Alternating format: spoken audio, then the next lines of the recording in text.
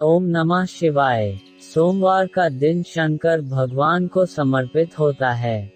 आज के दिन भक्त भोलेनाथ को प्रसन्न करने के लिए विशेष पूजा अर्चना करते हैं। कुछ लोग आज के दिन व्रत भी रखते हैं ताकि शिव की विशेष कृपा प्राप्त की जा सके।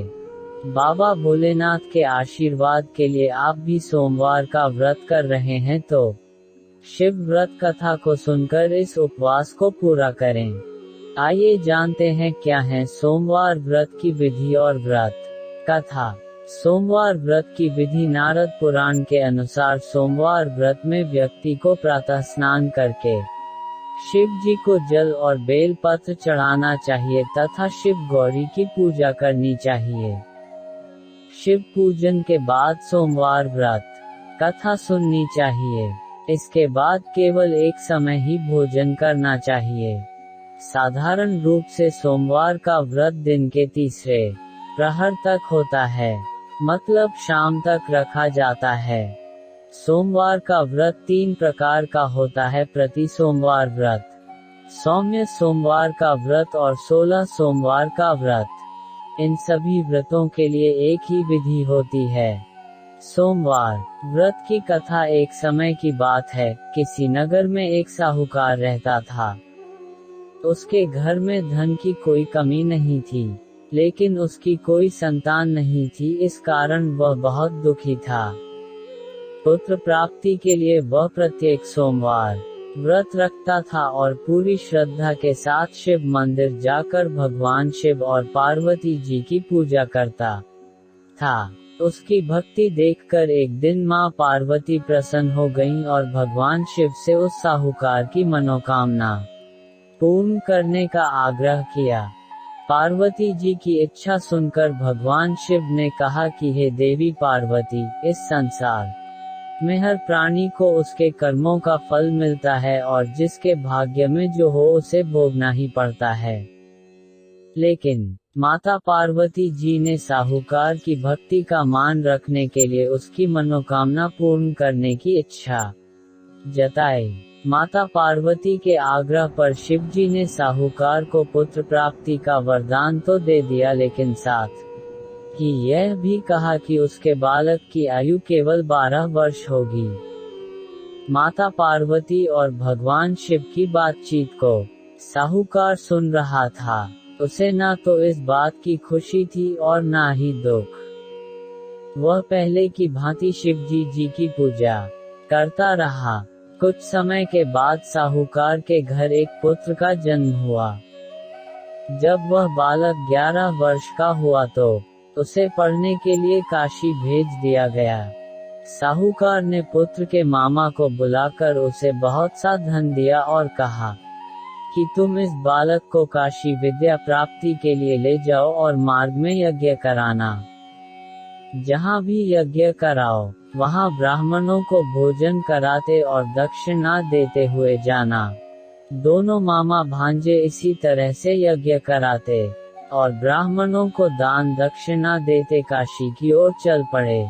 रात में एक नगर पड़ा जहाँ नगर के राजा की कन्या का विवाह था।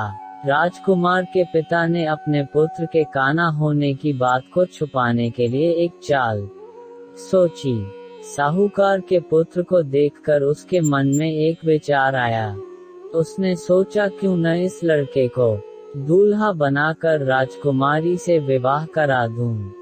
विवाह के बाद इसको धन देकर विदा कर दूंगा और राजकुमारी को अपने नगर ले जाऊंगा। लड़के को दूल्हे के वस्त्र पहनाकर राजकुमारी से विवाह कर दिया गया। लेकिन साहूकार का पुत्र ईमानदार था। उसे यह बात न्यायसंगत नहीं लगी। उसने अवसर पाकर राजकुमारी की चुन्नी के पल्ले पर लिखा कि तुम्हारा विवाह तो मेरे साथ हुआ है, लेकिन जिस राजकुमार के संग तुम्हें भेजा जाएगा वह एक आंख से काना है।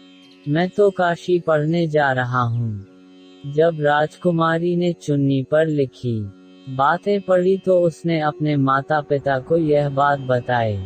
राजा ने अपनी पुत्री को विदा नहीं किया, जिससे बारात वापस चली गई।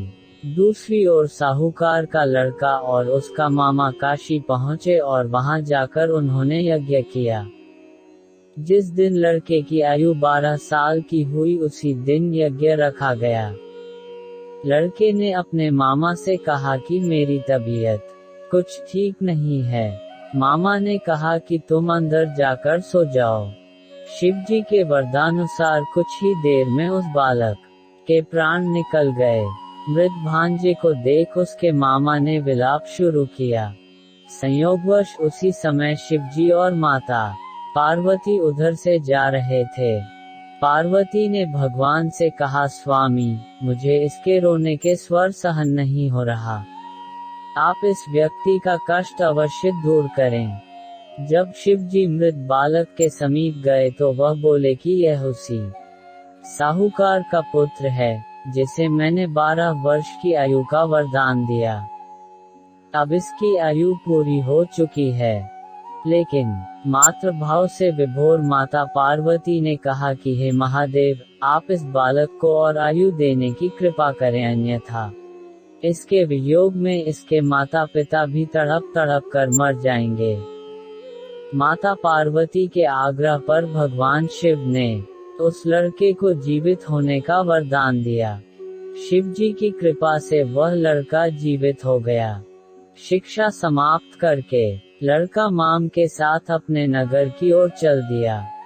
दोनों चलते हुए उसी नगर में पहुँचे जहाँ उसका विवाह हुआ था। उस नगर में भी उन्होंने यज्ञ का आयोजन किया।